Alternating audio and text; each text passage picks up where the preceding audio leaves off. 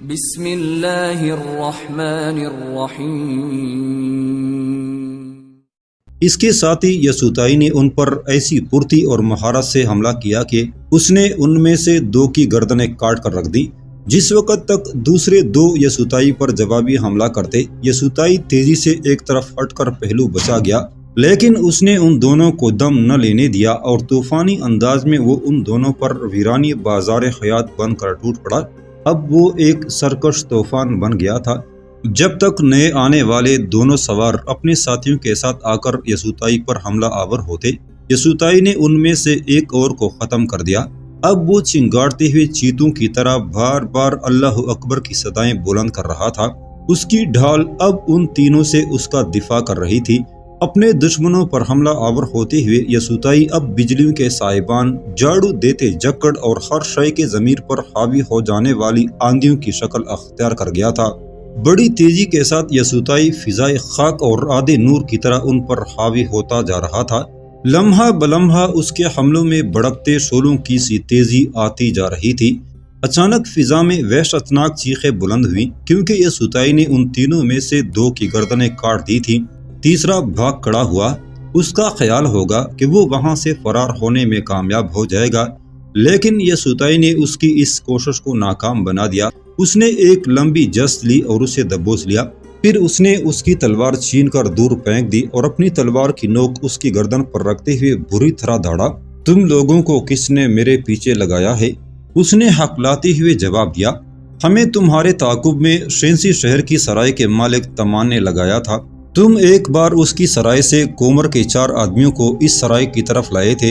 ان 4 کی لاشیں شہرہ ریشم پر پائی گئی تھیں۔ ان کی لاشیں ان کے کچھ جاننے والے شینسی شہر میں ان کے گھر والوں کے پاس لے گئے تھے۔ اس پر تمان نے اس معاملے کی تحقیق کرائی، جس پر اسے پتا چلا کہ تم انہیں دھوکہ دہی سے شینسی سے ادھر لائے تھے۔ حالانکہ کومر نے تمہیں ان 4 کو یہاں لانے کو کہا تھا، نہ ہی کومر یہاں ٹھہرا ہوا تھا۔ کومر پچھلے کئی ماہ سے اپنے 8 ساتھیوں کے ساتھ غائب ہے اور تمان کو اب شبہ ہی نہیں، یقین ہے کہ کومر اور اس کے ساتھیوں کو بھی تم نے ہی موت کے گھاٹ اتار دیا ہے۔ تم شہرائے ریشم پر اس طرف آ رہے تھے کہ تمان نے تمہیں دیکھ لیا، لہٰذا اس نے ہمیں تمہارے پیچھے لگا دیا اور ہم کومر کے ان ساتھیوں کے عزیز ہیں جو تمہارے ہاتھ سے مارے گئے تھے۔ یسوتائی نے مزید کچھ نہ سنا اور تلوار کو حرکت میں لا کر اس کا بھی خاتمہ کر دیا۔ پھر اس نے ساری لاشوں کو صحرا کے کنارے ایک گڑھے میں ڈال کر ان پر مٹی ڈال دی۔ سنجار، تقدار اور کرتینہ حیران و ششدر مگر کسی قدر پرسکون کھڑے تھے۔ اپنی تلوار صاف کر کے یسوتائی جب اپنے گھوڑے کے پاس آیا تو وہ تینوں اس کے قریب آ گئے۔ اس مرتبہ تقدار نے پیار و شفقت سے اس کے کندھے پر ہاتھ پھیرا اور مامتا بڑی آواز میں بولی، اے میرے بیٹے، اس سے پہلے تمہاری کرتینہ اور اس کے باپ سے جو گفتگو ہو چکی ہے وہ ساری کرتینہ نے مجھ سے کہہ دی ہے۔ اے بیٹے، بھلے تو مجھ سے خفا اور ناراض ہو، پر میں تجھے نہ سرائے میں گھسنے دوں گی نہ وہاں کھانا کھانے دوں گی۔ تم ہمارے گھر میں آؤ گے، وہیں کھانا کھاؤ گے اور قیام کرو گے۔ تقدار جب خاموش ہوئی تو کرتینہ نے کہا، میں سمجھتی ہوں کہ میں آپ سے بدخلقی سے پیش آئی تھی، لہٰذا آپ کو مجھ سے ہی نفرت ہے اور اسی بنا پر آپ ہمارے گھر نہیں آ رہے۔ آپ ہمارے گھر چلیں، میں آپ سے وعدہ کرتی ہوں جب تک آپ کا وہاں قیام رہے گا میں آپ کے سامنے نہ آؤں گی۔ اپنی بات مکمل کرنے کے بعد کرتینہ نے چند ثانیوں تک امید و خواہش اور آس و توقع نگاہوں سے یسوتائی کو دیکھا، جو سر جھکائے اور خاموش کھڑا تھا۔ پھر اس نے کہا، امید ہے کہ اب آپ اپنی ضد کو چھوڑ دیں گے اور اس سرائے کے بجائے ہمارے گھر میں قیام کریں گے۔ آپ یہ بھی تو سوچیں نا، کیا یہ امر ہمارے لیے باعث عار و شرم اور برائی و عیب نہیں ہے کہ ہمارے محسن ہمارے گھر کے بجائے اجنبیوں کی طرح ایک سرائے میں قیام کرے؟ یاد رکھیے، اب آپ کے ساتھ ہمارے 2 تعلق اور رشتے ہیں۔ پہلا یہ کہ آپ مسلمان ہیں اور ہم بھی، اور مسلمانوں کے درمیان یہ رشتہ سب سے بڑا رشتہ ہے اور اس رشتے کو زبان و وطن کے سارے رشتوں پر فوقیت حاصل ہے۔ دوسرا ہمارا اور آپ کا تعلق یہ ہے کہ آپ ہمارے محسن ہیں۔ آپ ایک پرعذاب اور ہولناک مقام پر میری جان اور میری عزت بچا چکے ہیں، اس لحاظ سے آپ کا احترام و توقیر ہم پر لازم اور واجب ہے۔ کیا آپ مجھے اجازت دیں گے کہ میں آپ کے گھوڑے کی باک پکڑ کر اپنے گھر لے چلوں؟ یسوتائی نے ایک بار غور سے نوعمر اور حسین کرتینہ کی طرف دیکھا، پھر اس نے اطمینان اور سکون سے کہا، میں تم سے خفا اور ناراض نہیں ہوں، جن حالات میں تم نے میرے ساتھ وہ سلوک کیا وہ خلاف توقع نہ تھا۔ یسوعائی کے ان الفاظ پر قرطینہ کی حالت ایسی ہو گئی جیسے انتہائی مایوسی اور ابتلا کی حالت میں اس کے جسم کو سکون و قرار مل گیا ہو۔ خوشیوں اور چاہتوں کے انگنت رنگ اس کے چہرے پر رقص کرنے لگے۔ اس بار قرطینہ نے چہکتے ہوئے کہا، ایسی گفتگو کر کے آپ نے سارے حجاب، ساری غلط فہمیاں دور کر دی ہیں، اب چلیں گھر۔ اس کے ساتھ ہی قرطینہ نے اس کے گھوڑے کی باک پکڑی اور گھر کی طرف چل دی۔ یسوعائی، تقدار اور سنجار بھی دکان کا سامان اٹھا کر اس کے ساتھ ہو لیے۔ قرطینہ نے یسوعائی کے گھوڑے کو صحن میں اس جگہ باندھ دیا جہاں ان کا اپنا گھوڑا بندھا ہوا تھا، اور پھر دونوں گھوڑوں کے آگے اس نے چارہ ڈال دیا۔ دکان کا سامان صحن میں ہی رکھ کر سنجار یسوعائی کو لے کر مہمان خانے میں داخل ہوا۔ کمرے کے آتش دان میں آگ روشن تھی۔ وہ دونوں آتش دان کے سامنے بیٹھ گئے۔ ان دونوں کے ایک طرف سنجار کی بیوی تقدار بیٹھ گئی۔ اتنے میں قرطینہ مہمان خانے کے دروازے پر نمودار ہوئی اور یسوعائی کی طرف دیکھتے ہوئے اس نے پوچھا، میں نے آپ کے گھوڑے کا دہانہ اتار دیا ہے، کیا اس کی زین بھی اتار دوں؟ یسوعائی نے قرطینہ کی جانب دیکھا اور کہا، میں ابھی تھوڑی دیر تک یہاں سے ٹکوان شہر کی طرف کوچ کر جاؤں گا، اس لیے گھوڑے کی زین اتارنے کی ضرورت نہیں۔ قرطینہ خاموش رہی اور پھر آگے بڑھ کر اپنی ماں کے پاس آ کر بیٹھ گئی۔ باہر اب سورج غروب ہو گیا تھا اور فضاؤں کے اندر تاریکیاں ہر طرف رقص کرنے لگی تھیں۔ کمرے میں چند ثانیوں تک خاموشی رہی، پھر سنجار نے یسوعائی کی طرف دیکھ کر کہا، پچھلی مرتبہ جب تم آئے تھے تو تم نے ایک شخص منتاش اور میرے بیٹے احمد کے قتل کا ذکر کر کے ہم سے کچھ جاننے کی کوشش کی تھی، لیکن اس وقت قرطینہ نے حماقت کی اور خفا ہو کر تمہیں گھر سے نکال دیا۔ اصل میں قرطینہ کو یقین تھا کہ منگول مسلمان نہیں ہے، لہٰذا وہ اس موضوع پر تم سے کوئی گفتگو نہ کرنا چاہتی تھی، بلکہ میں یہ کہوں گی کہ ایک غیر مسلم کا یوں ہمارے گھر میں بیٹھ کر اس موضوع پر گفتگو کرنا ہی قرطینہ کو ناگوار تھا۔ لہٰذا بعد میں منگولوں کے قراقرم شہر سے باہر جب تم نے اس کی جان اور عزت کی حفاظت کی اور اسے خبر ہوئی کہ تم مسلمان ہو تو یہ اپنے سابقہ رویے پر بڑی پشیمان ہوئی۔ بہرحال اب کہو بیٹا، تمہیں کس کی تلاش ہے اور منگول بھیڑیوں کے اندر تم اور بولائی مسلمان کیسے ہوئے ہو؟ جواب میں یسوعائی نے اپنے باپ منتاش کے صحرائے گوبی میں داخل ہونے، مقولی کے باپ میولی سے مقابلہ جیتنے، اپنی ماں جوبانی سے شادی، ماں اور بہن کے اغوا ہو جانے اور پھر اپنے باپ کی موت کے حالات تفصیل کے ساتھ سنا ڈالے تھے۔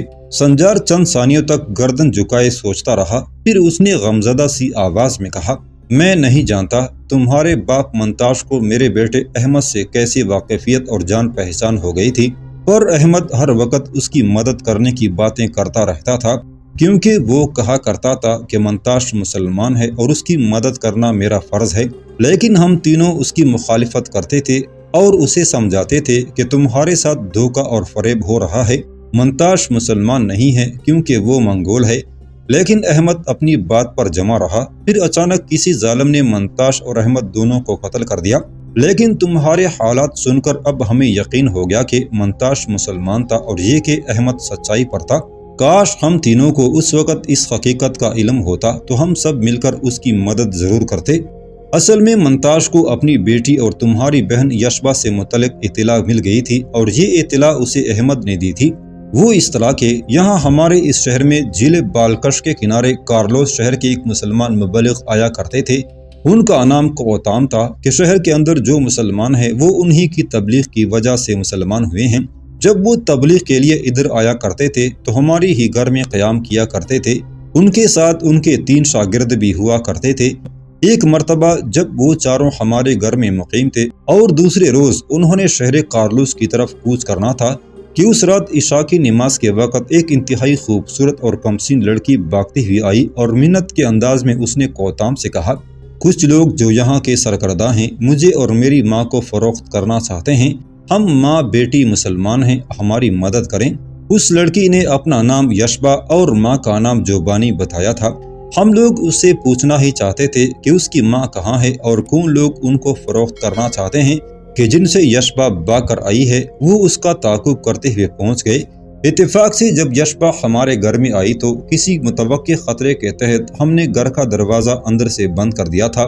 قوتام بھی حالات کی نزاکت کو جان گئے اور یشبا کو ساتھ لے کر اپنے ساتھیوں کے ہمراہ گھوڑوں پر سوار ہو کر گھر کے پچھواڑے کے دروازے سے نکل گئے۔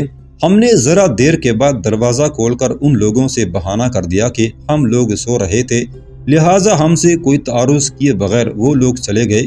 پر افسوس ہم جان نہ سکے کہ وہ کون لوگ تھے، کیونکہ وہ اپنے چہروں پر نقاب ڈالے ہوئے تھے۔ دوسرے روز ہم نے دیکھا کہ اس سرائے کے سامنے شہرہ ریشم کے پاس جو کھلا میدان ہے، وہاں کوتام کے تینوں ساتھیوں کی لاشیں پڑی ہوئی تھی۔ شاید ان نقاب پوشوں نے ان کا تعاقب کر کے انہیں جا لیا تھا۔ اب ہمارا اندازہ ہے کہ کوتام کے ان 3 ساتھیوں نے تعاقب کرنے والوں کا مقابلہ کر کے انہیں روکا ہوگا، اور کوتام یشبا کے ساتھ بھاگ جانے میں کامیاب ہو گئے ہوں گے، اور اب وہ ان کے پاس خیریت سے ہوگی۔ یہی بات احمد نے منتاش سے کہی تھی، جس کی پاداش میں نہ جانے کن ظالموں نے ان دونوں کو موت کے گھاٹ اتار دیا۔ یسوعائی نے یہ سب سن کر ایک دکھ اور تعصب سے کہا، کاش یہ بھی پتہ چل جاتا کہ یہاں سینان شہر میں وہ کون ہے جو میری ماں اور بہن کو فروخت کرنا چاہتا تھا، تب میں ابھی اور اسی وقت اس سے نمٹ لیتا۔ میں یہ تو جانتا ہوں کہ میرے باپ منتاش اور احمد کو کس نے قتل کیا تھا۔ وہ شینسی شہر کے بدماش تھے جن کی تعداد 17 کے قریب تھی، اور میں ان سب کو قتل کر چکا ہوں۔ انہوں نے مجھے میری ماں اور بہن کے متعلق تفصیل بتائی تھی، لیکن وہ ایسی واضح اور صحیح نہیں تھی جیسی آپ نے مجھ سے کہی ہے۔ شاید ان لوگوں نے مجھے سنی سنائی باتیں کہی ہوں گی، یا اپنے مطلب کی خاطر انہوں نے کچھ حقیقتوں پر سے پردہ نہ اٹھایا ہوگا۔ یہ جو تھوڑی دیر قبل 6 مسلح جوان سرائے کے سامنے مجھ سے ٹکرائے ہیں، وہ مجھ سے انہی 17 بدماشوں کا بدلہ لینے آئے تھے جو میرے ہاتھوں مارے گئے تھے۔ انہیں بیچنے والا شینسی کی ایک سرائے کا مالک تمان ہے، اور میں واپسی جاتے ہوئے اس سے بھی نمٹ جاؤں گا، تاکہ پھر وہ کسی موقع پر میرے لیے مزید دشواریاں کھڑی نہ کرے۔ سنجار نے پوچھا، اب تمہارا کیا لائے عمل ہے بیٹے؟ یسوعائی نے سوچنے کے انداز میں کہا، اول تو میں آپ کا ممنون ہوں کہ آپ نے مجھے حقیقت پر مبنی یہ حالات سنائے۔ اس سے اب مختلف کڑیاں آسانی سے ایک دوسرے کے ساتھ مل جائیں گی۔ میں اب یہاں سے ٹکوان شہر کی طرف جاؤں گا۔ وہاں کاموری نام کا ایک رئیس ہے، وہ بھی اس قصے میں ملوث ہے۔ میں پہلے بھی ایک بار اس کی طرف گیا تھا، لیکن ان دنوں وہ اپنے باغات کے پھل لے کر دریائے ہوانگ ہو کی طرف گیا ہوا تھا۔ اب وہ وہاں سے لوٹ چکا ہوگا، لہٰذا مجھے امید ہے کہ میں اس سے بہت کچھ حاصل کرنے میں کامیاب ہو جاؤں گا۔ اس طرح میں ان واقعات کے آخری مجرموں پر ہاتھ ڈال سکوں گا۔ حسین کرتینہ نے اپنا خدشہ ظاہر کیا، کیا کاموری کی طرف آپ کا یوں تنہا جانا آپ کے لیے خطرے کا باعث نہ ہوگا؟ اگر آپ کے کچھ ساتھی بھی ہیں تو آپ انہیں بھی اپنے ساتھ لائے ہوتے، اس طرح آپ کا کام سہل اور آسان ہو جاتا، اور آپ کو نسبتاً کم خطرات کا سامنا ہوتا۔ یسوعائی نے ایک عزم اور استقلال سے کہا، اللہ کے علاوہ میرا کوئی ساتھی اور حمایت کرنے والا نہیں ہے، وہی میرا سب سے بڑا اور بہتر کارساز و کارگر ہے۔ میں اسی کے بھروسے پر اکیلا ہی دشمنوں کے مقابلے پر نکلا ہوں، اور میں اپنے رب کا ممنون ہوں کہ اس نے ہر ضرورت کے وقت مجھے کامیاب و کامران رکھا۔ میں اب یہاں سے ٹکوان کی طرف کوچ کروں گا۔ سنجار نے پدرانہ شفقت سے کہا، ٹکوان شہر میں جو بھی حالات تمہیں پیش آئیں، واپس جاتے ہوئے مجھے ضرور بتا کر جانا۔ پھر اس نے کرتینہ کو مخاطب کیا، کرتینہ میری بیٹی، کھانا لگاؤ تاکہ یسوعائی کھانے کے بعد کوچ کر سکے۔ کرتینہ فوراً اٹھی اور برف کی سی تیزی سے باہر نکل گئی۔ اس نے وہیں آتش دان کے پاس کھانا لگا دیا۔ یسوعائی نے ان تینوں کے ساتھ مل کر کھانا کھایا اور پھر وہاں سے ٹکوان شہر کی طرف کوچ کر گیا۔ شام جس وقت گہری ہو کر رات میں ڈل رہی تھی، یسوعائی ٹکوان شہر کے جنوب میں رئیس کاموری کے حویلی کے قریب جا پہنچا۔ اس وقت جاڑے کے باعث ٹکوان شہر میں ہو کا عالم تھا، تاہم کبھی کبھی اور کہیں کہیں کتوں کے بھونکنے کی آوازیں آ جاتی تھی۔ یسوعائی رئیس کاموری کی حویلی کے صدر دروازے پر آیا۔ وہاں دروازے پر جلتی مشعلوں کی روشنی میں 2 محافظ کھڑے تھے۔ ان کے پاس آ کر یسوعائی اپنے گھوڑے سے اترا اور نرم آواز میں اس نے کہا، مجھے تمہارے رئیس کاموری سے ملنا ہے۔ وہ دونوں محافظ بڑے غور سے یسوعائی کی طرف دیکھے جا رہے تھے۔ پھر ان میں سے ایک نے حیرانی اور اچنبے سے کہا، لیکن یاد نہیں آ رہا کہ کہاں دیکھا تھا۔ کیا تم بتاؤ گے نہیں کہ تم کون ہو اور تمہارا نام کیا ہے؟ کدھر سے آئے ہو اور کیوں رئیس کاموری سے ملنا چاہتے ہو؟ دوسرے محافظ نے بڑی بےتابی اور بے چینی کا اظہار کرتے ہوئے کہا، اس سے ایسے سوال نہ پوچھو، اس لیے کہ میں اسے پہچان گیا ہوں اور اب یہ ہمارے لیے قابل احترام ہے۔ یاد کرو، یہ وہی جوان ہے جس نے منگولوں کے سردار کو ہماری لڑکیوں کی رہائی پر آمادہ کیا تھا، جب منگولوں کا سردار حملہ آور ہونے کے بعد ہماری لڑکیوں کو اٹھا کر لے گیا تھا۔ دوسرا محافظ فرت مسرت سے آگے بڑھ کر یسوعائی سے بغالگیر ہو گیا۔ پھر اس نے اپنے ساتھی سے کہا، تم یہی کھڑے رہنا، میں انہیں رئیس کاموری سے ملاتا ہوں۔ پھر وہ یسوعائی کو حویلی کے اندر لے گیا۔ حویلی کے اندر ایک روشن کمرے کے سامنے اس محافظ نے یسوعائی سے کہا، آپ ذرا یہیں رکیں، میں آپ کے متعلق رئیس کاموری سے بات کر کے آتا ہوں، اور مجھے یقین ہے کہ وہ فوراً آپ کو اندر بلا لے گا۔ یسوعائی وہیں کھڑا رہا۔ محافظ تھوڑی دیر بعد واپس آیا اور اس نے یسوعائی سے کہا، آپ اپنے گھوڑے کو یہیں چھوڑ دیں اور اندر چلے جائیں، رئیس کاموری نے آپ کو بلایا ہے، وہ آپ سے مل کر یقیناً خوش ہوگا۔ گھوڑے کو وہیں چھوڑ کر یسوعائی اس روشن کمرے میں داخل ہوا۔ اس نے دیکھا کمرے میں 3 اشخاص بیٹھے ہوئے تھے، ایک بالکل بوڑھا اور ڈھلی عمر کا، دوسرا کوئی 40 برس کا اور تیسرا ایک نوعمر نوجوان تھا۔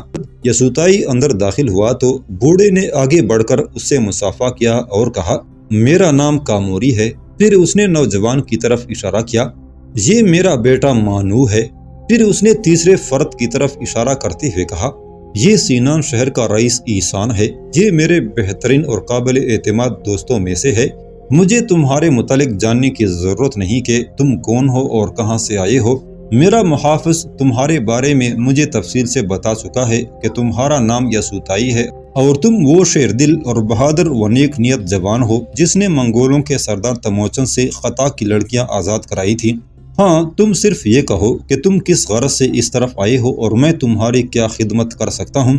یسوعائی نے ایک لمحہ کو بڑے غور سے رئیس کاموری کی طرف دیکھا، پھر اس نے ایک فیصلہ کن انداز میں ایک جواں عزم کے ساتھ کہا، اے رئیس کاموری، میں ایک عورت اور اس کی بیٹی کی تلاش میں ادھر آیا ہوں۔ اس عورت کا نام جوبانی ہے اور وہ میری ماں تھی، لڑکی کا نام یشباتا اور وہ میری بہن تھی۔ اس موقع پر ایسان نے یسوعائی کی نظر بچا کر اور ایک آنکھ دباتے ہوئے کاموری کو اشارہ کیا اور کہا، اے کاموری، میں اب جاتا ہوں، پھر کسی وقت آ جاؤں گا۔ آپ اس مہمان سے گفتگو اور اس کی دیکھ بھال کریں۔ اس کے ساتھ ہی ایسان وہاں سے اٹھ گیا۔ تھوڑی دیر بعد کمرے میں تیزی سے گھوڑا دوڑانے کی آوازیں سنائی دی، جس کا مطلب تھا کہ ایسان وہاں سے چلا گیا ہے۔ تھوڑی دیر تک کمرے کے اندر خاموشی طاری رہی اور رئیس کاموری اور اس کے بیٹے نے کوئی جواب نہ دیا۔ اس پر یسوعائی بولا، اے رئیس کاموری، میں نے تم سے کچھ پوچھا ہے اور ابھی تک تم نے میرے سوال کا جواب نہیں دیا۔ کاموری نے طنزاً جواب میں کہا، میں ابھی تک اس سوچ میں ڈوبا ہوا تھا کہ آخر تم اپنی ماں اور بہن کا پوچھنے صحرائے گوبی سے یہاں میرے پاس کیوں چلے آئے ہو۔ ابھی میں اس بات کی تہ تک ہی نہیں پہنچا کہ تم نے مجھے ایک دوسری الجھن میں ڈال دیا۔ یسوعائی نے حیرت سے پوچھا، دوسری الجھن کیا مطلب؟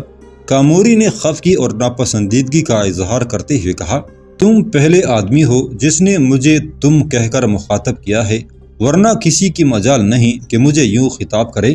یسوعائی نے اپنا ہاتھ اپنی تلوار کے دستے پر مضبوطی سے جماتے ہوئے کہا، میں مجرموں کے ساتھ اسی انداز میں بات کرتا ہوں۔ رئیس کاموری کا بیٹا یسوعائی کے ان الفاظ پر تڑپ اٹھا۔ اس نے فوراً اپنی تلوار کھینچی اور اپنی جگہ پر کھڑا ہو کر بولا، تو کیا تم ہمیں مجرم سمجھتے ہو؟ ہم پر الزام لگانے والا اور ہم سے ایسی گفتگو کرنے والا یہاں سے بچ کر نہیں جا سکتا۔ یسوعائی نے بھی فی الفور اپنی تلوار کھینچ لی اور پشت پر لٹکتی ہوئی ڈال بھی اتار کر ہاتھ میں لے لی۔ پھر اس نے اہرمن کے چنگاڑتے طبل و دف جیسی بلند آواز میں کہا، اے کاموری کے بیٹے، فرعون نہ بنو اور اپنی جگہ پر بیٹھے رہو تا وقت یہ کہ میرے اور تمہارے باپ کے درمیان یہ گفتگو کسی انجام کو نہ پہنچ جائے۔ پھر اس نے تلوار لہرا کر کہا، اور سن رکھو کاموری کے بیٹے، اگر تم نے اپنی فرعونیت اور سرکشی کا اظہار کیا تو دیکھنا میرا نام یسوعائی ہے اور صحرائی گوبی میری ذات کے وقار اور شجاعت کا گواہ ہے۔ مجھے مجبور نہ کرو کہ میں تمہارے خلاف اٹھوں اور اس کمرے میں تمہارے باپ کے سامنے تمہاری آسودگی و پنہائی اور تمہاری کاوشوں کے حصول اور امیدوں کے سارے بت چھوڑ دوں۔ اپنی جگہ پر بیٹھ جاؤ، اور اگر میں تم سے مقابلہ کرنے کو آگے بڑھا تو تمہارے سارے ظلم و کدورت خون آلود کر دوں گا۔ یسوعائی خاموش ہوا تو کاموری نے اپنے بیٹے کو جھڑک کر کہا، تم سکون سے بیٹھو اور مجھے اس کے ساتھ گفتگو کرنے دو، اور جب تک میں نہ کہوں تم اٹھ کر اس کے مقابل نہیں جاؤ گے، سمجھے؟ پھر اس نے یسوعائی سے کہا، اور اے یسوعائی، تم بھی اپنے آپ میں رہ کر بات کرو۔ تم نے میرے بیٹے کو صرف کاموری کا بیٹا کہہ کر پکارا ہے، اور ایسی صدا ہمارے ہاں قابل سزا ہے۔ مجھے امید ہے کہ آئندہ گفتگو میں تم محتاط رہو گے اور بات کو طول نہ دو گے۔ اپنی تلوار اور ڈھال اپنی گود میں رکھ کر بیٹھتے ہوئے یسوعائی نے کہا، اے رئیس کاموری، تم خود بات کو طول دے رہے ہو اور معاملے کو بڑھا رہے ہو۔ سیدھی طرح بتا دو کہ وہ کون لوگ ہیں جنہوں نے میری ماں اور بہن کو اغوا کیا۔ تو نے ان دونوں کے ساتھ کیا سلوک کیا اور اب وہ دونوں کہاں ہیں؟ کاموری نے اچنبے کا اظہار کرتے ہوئے کہا، تم تو مجھ سے یوں جواب طلبی کر رہے ہو جیسے میں واقعی اس کام میں ذاتی طور پر ملوث ہوں۔